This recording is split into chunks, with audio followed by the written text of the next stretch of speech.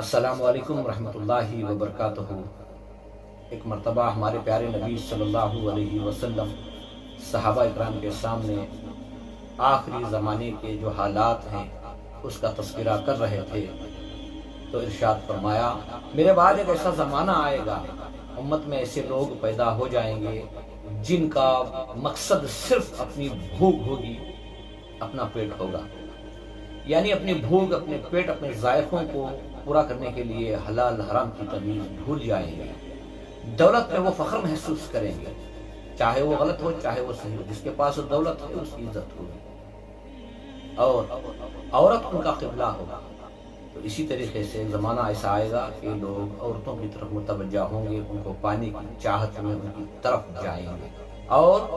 ان کا دین صرف پیسہ ہوگا۔ صبح سے شام تک دنیا کی ہوس، پیسے کی چاہت ہوگی،